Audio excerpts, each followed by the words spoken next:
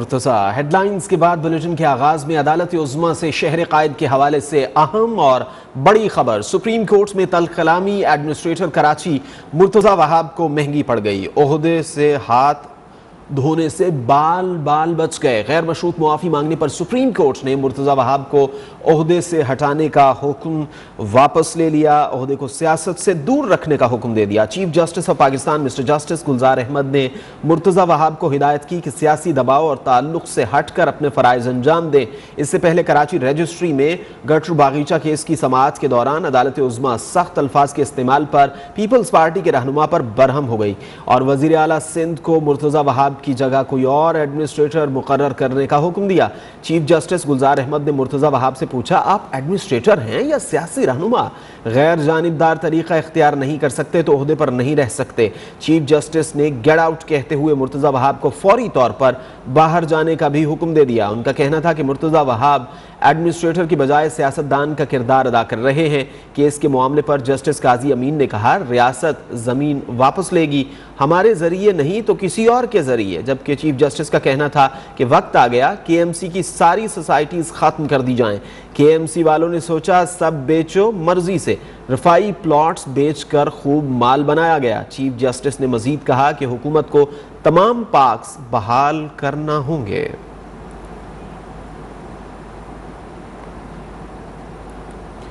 Supreme court ने कराची में शारे फैसल पर वाक़ नस्ला टावर को फौरी तौर पर अदालती तहवील में लेने का हुक्म दे दिया और इमारत को केस प्रॉपर्टी से मुंसलिक कर दिया। कराची रजिस्ट्री में समाअत के दौरान chief justice of Pakistan mister justice Gulzar Ahmed ने नस्ला टावर प्लॉट पर नाजिर को फौरी कार्रवाई की हिदायत कर दी। जबकि DG Sindh building control authority Mohammad Salim Raza के खिलाफ मुकदमा दर्ज करने का हुक्म देते हुए तौहीन अदालत का नोटिस भी जारी कर दिया। अदालत ने बिल्डिंग प्लान की मंजूरी देने वाले अफसरान के खिलाफ महकमा जाती और क्रिमिनल एक्ट के तहत कार्रवाई का भी हुक्म दिया है। दौरान इस समाअत कमिश्नर कराची इकबाल मेमन ने बताया कि नस्ला टावर के 5 फ्लोर्स गिरा दिए गए, 400 मजदूर काम कर रहे हैं। चीफ जस्टिस का कहना था कि रिपोर्ट के मुताबिक एसबीसीए ने कॉन्ट्रैक्टर से नस्ला टावर गिराने के लिए रिश्वत मांगी। अदालत ने डीजी एंटी करप्शन को भी डीजी एसबीसीए के खिलाफ मुकदमा दर्ज करने का हुक्म देते हुए रिपोर्ट पेश करने का हुक्म दिया।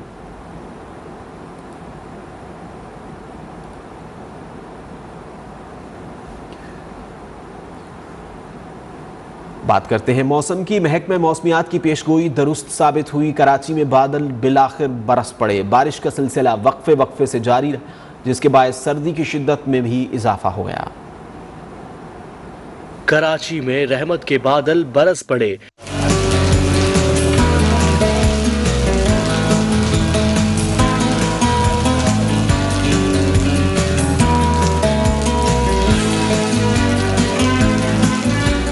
सुबह सवेरे कहीं हल्की तो कहीं तेज बारिश से सर्दी की शिद्दत में इजाफा हो गया। पारा 12 सेंटीग्रेड तक गिर गया।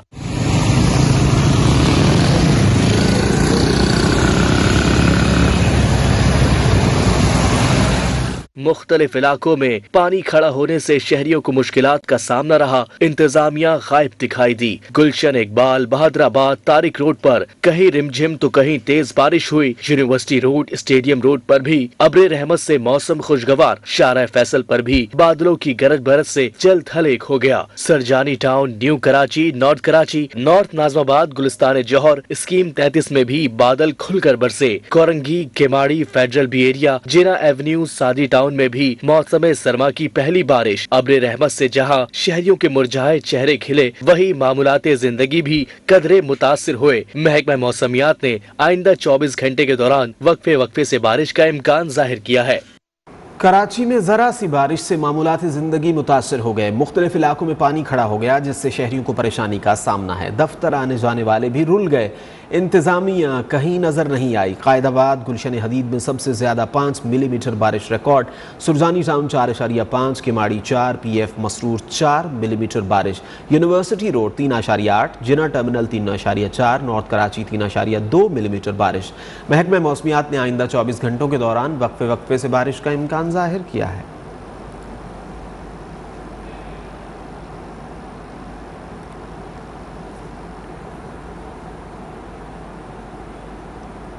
कराची में रहमत के बादल बरसे तो शहरियों ने भी इंजॉय करने की ठान ली। ठंडे मौसम का मजा लेने के लिए लोगों ने झील पार्क का रुख किया है। इस हवाले से मजीद बात करते हैं नुमाइंदा न्यूज़ वन यासिर सलीम से, जो इस वक्त वहां पर मौजूद है। यासिर, आप झील पार्क में मौजूद हैं, क्या मनाजिर देख रहे हैं? शहरी खुश हैं इस मौसम पे?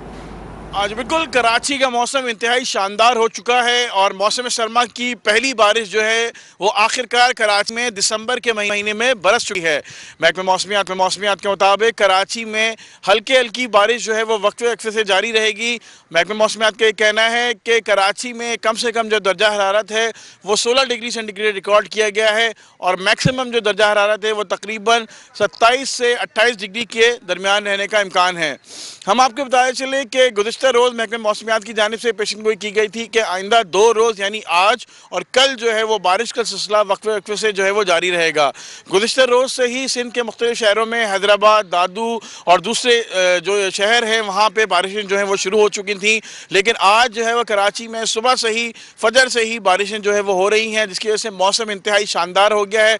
मौसम जो है वो बिल्कुल अबर आलूद है। सर्दी जो है वो बढ़ चुकी है क्योंकि दिसंबर के महीने में भी जो पिछला एक हफ्ता गुजरा था उसमें कुछ गर्मी महसूस की जा रही थी दिन के औकात में, लेकिन आज कराची का मौसम बिल्कुल जो है वो तब्दील हो गया। दिसंबर जाने लगा, मौसम सरमा अपना रंग दिखाने लगा। मुल्क भर में बारिश और पहाड़ों पर बर्फबारी से बालाई इलाकों में खून जमा देने वाली सर्दी, झील, दरिया, नदी नाले जम गए। कहीं बारिश, कहीं बर्फबारी, मुल्क में मौसम सरमा के निराले रंग।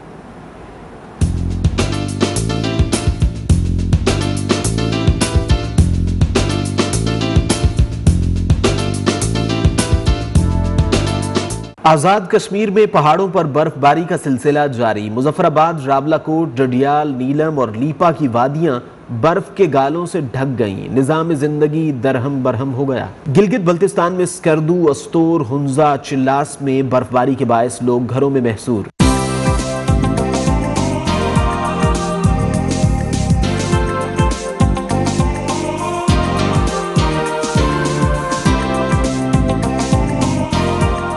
बाबूसर चौक पर बर्फबारी की वजह से सयाहती मकामात बंद कर दिए गए। खैबर पख्तूनख्वा के पहाड़ों पर भी बर्फ के मोती छा गए। नारान, कागान, चित्राल, दीर, सवात और मालम जब्बा में मौसम सरमा की बर्फबारी का सिलसिला जारी। मलिका कोहसार पर हर तरफ बर्फ ही बर्फ। अयूबिया, नथिया गली में भी मौसम के दिलकश नजारे। इस्लामाबाद, रावलपिंडी में भी सर्दी ने शहरियों के दांत बचा दिए। पेशावर में बाज मकामात पर बारिश और पहाड़ों पर बर्फबारी का इम्कान। एबटाबाद, मानसेहरा, हरीपुर, कोहिस्तान, बटग्राम, तुरगर में बारिश की पेशगोई। कोयटा, ज़ियारत, गिलियात समेत बलूचिस्तान में बारिश और पहाड़ों पर मजीद बर्फबारी होगी। उधर पंजाब, सिंध और बलूचिस्तान के मैदानी इलाकों में धुंध छाई रही। लाहौर में कई परवाजें भी मुतासर हुई। महकमे मौसमियात ने 31 दिसंबर और 1 जनवरी से बारिश और बर्फबारी के एक और स्पेल की पेशगोई कर दी। धुंध का सिलसिला भी छट जाने की नवीद सुना दी।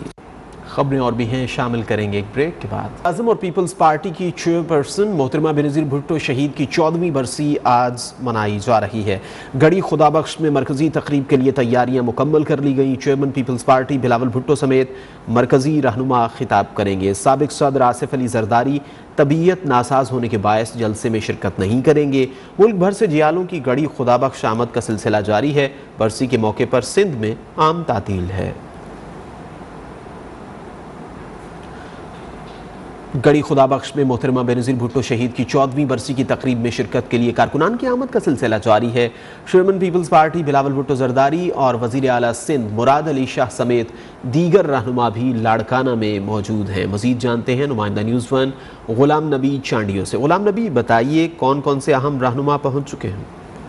जी बिल्कुल, पाकिस्तान पीपल्स पार्टी की चेयरपर्सन मोहतरमा बेनज़ीर भुट्टो की 14वीं बरसी आज गढ़ी खुदाबख्श भुट्टो में अकीदत और एहतराम के साथ मनाई जा रही है। इस हवाले से मैं आपको बताना चलूँ कि पाकिस्तान पीपल्स पार्टी के जितने भी जो कारकुनान हैं वो बड़ी तादाद में गढ़ी खुदाबख्श भुट्टो पहुँचना शुरू हो गए। कुछ ही देर बाद जो है पाकिस्तान पीपल्स पार्टी की जो मरकज़ी क़यादत है जिसमें श्री रहमान मलक, सईद गनी और दीगर जो रहनुमाएँ गढ़ी खुदाबख्श भुट्टो आएंगे और शोधा की मज़ार पर हाजिर देंगे। पाकिस्तान पीपल्स पार्टी के चेयरमैन बिलावल भुट्टो जरदारी भी नाउडेरो हाउस पहुंच चुके हैं। दोपहर 3 बजे जो है मरकजी तकरीब का गड़ी खुदाक भुट्टो में आगाज़ होगा। इस हवाले से मज़ीद मैं आपको बता चलूँ कि तमाम जितने भी एंट्री पॉइंट्स हैं वहाँ पर जो है वॉक थ्रू गेट्स और CCTV कैमरा नस्ब किए गए।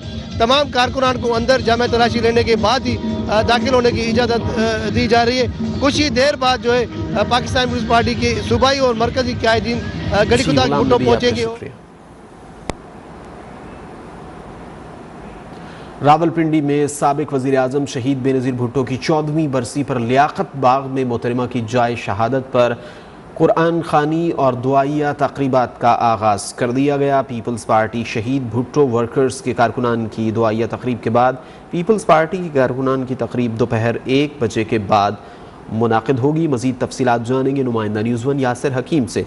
यासिर, बताइए दुआइया तक़रीब का क्या मनाज़िर आप देख रहे हैं, कौन कौन से कारकुनान शिरकत कर रहे हैं और क्या मरकज़ी कायदीन भी इसमें शरीक होंगे? देखिए, बिल्कुल इस वक्त भी हम बेनज़ीर की जाए शहादत पर लियाकत बाग के पास मौजूद हैं और अब तक जो है वो पीपल्स पार्टी शहीद भुट्टो वर्कर्स फाउंडेशन जो है उसकी जानिब से यहाँ पर कुरान खानी की गई। नाहिद खान ग्रुप के जो रावलपिंडी के इंचार्ज हैं मज़हर हुसैन, उनके साथ कारकुनान आए जिनकी तादाद कम थी, लेकिन उन्होंने यहाँ पर कुरान खानी की। कुरान खानी के बाद बाकायदा तौर पर मोहतरमा बेनज़ीर भुट्टो और जुल्फ़िकार अली भुट्टो शहीद की मग़फ़िरत के लिए दुआ की गई और साथ साथ थाना लियाकत बाग में जो लोग शहीद हुए थे उनके साले सवाब के लिए दुआ की गई। जिसके बाद पीपल्स पार्टी वर्कर फेडरेशन जो है उसके जो कारकुनान थे वो यहाँ से जा चुके हैं, लेकिन अब पीपल्स पार्टी रावलपिंडी की मुकामी क़यादत आई है जिनकी जानिब से ये बताया गया कि आज बारिश के बायस यहाँ पर होने वाला जो जलसा था वो मनसूख कर दिया गया है। ताम ये ज़रूर बताया जा रहा है कि खबरें और भी हैं, शामिल करेंगे एक ब्रेक। फवाद चौधरी इस्लामाबाद में तकरीब से खिताब कर रहे हैं। कर लिया था कि जो मेजॉरिटी होगी और ब्रूटल मेजॉरिटी होगी वो क्या सलूक करेगी, तो उन्होंने एक सियासी एक नेशन स्टेट क्रिएट की जिसको हम पाकिस्तान कहते हैं। और उनका नेशन स्टेट क्रिएट करने का क्या मतलब था? नेशन स्टेट क्रिएट करने का मतलब यह था कि हम मुसलमानों को एक ऐसी जगह के ऊपर जो है वो बच सकें जहां पे उनकी अक्सरियत हो, जहां पे उनके राइट्स प्रिजर्व हों और वो एक मेजॉरिटी के हाथों यरगमाल ना हो जाए। पाकिस्तान के क़याम का मकसद अक़लियतों के हकूक़ को प्रिजर्व करना था, तहफ़्फ़ुज़ देना था।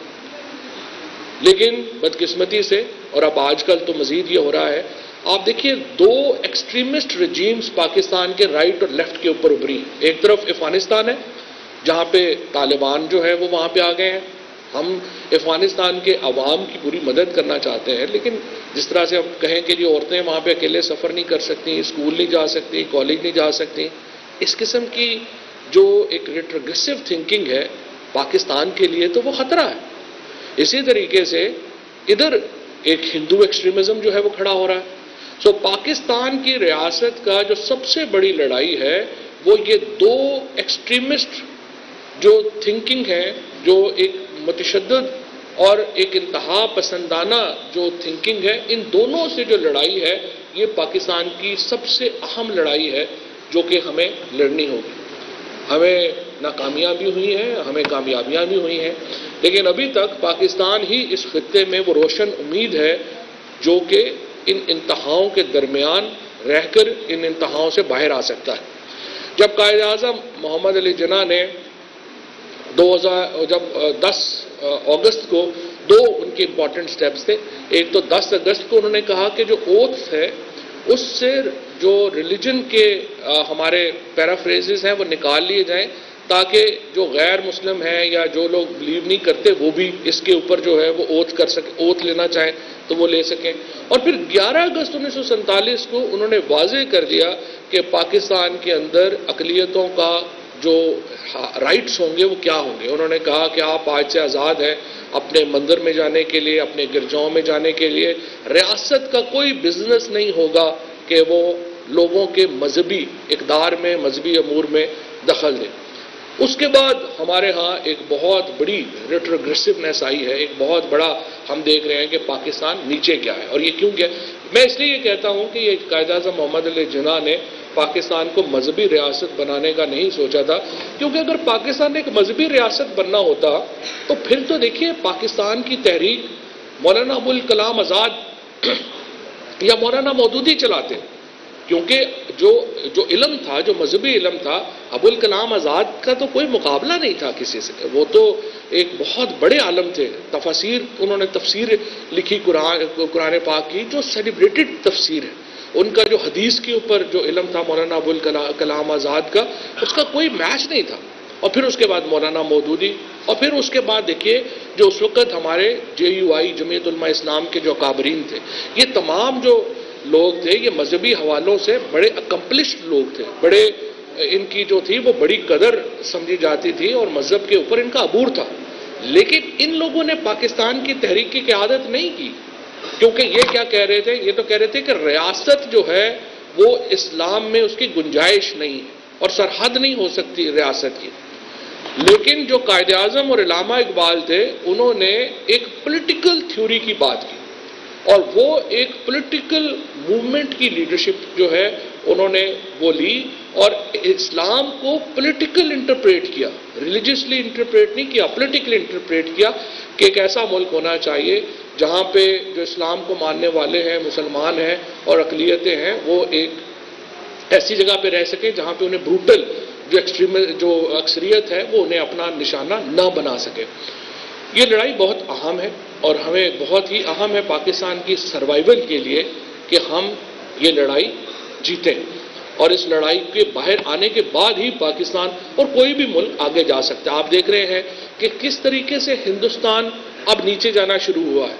नरेंद्र मोदी की हुकूमत के दौरान हिंदुस्तान के तमाम, चाहे वो उनका इकोनॉमी हो, चाहे उनकी फॉरेन पॉलिसी हो, तमाम नीचे जाना शुरू हो गई है, क्योंकि वो वफाकी वज़ीर इत्तलाआत फवाद चौधरी इस्लामाबाद में तकरीब से खिताब कर रहे थे।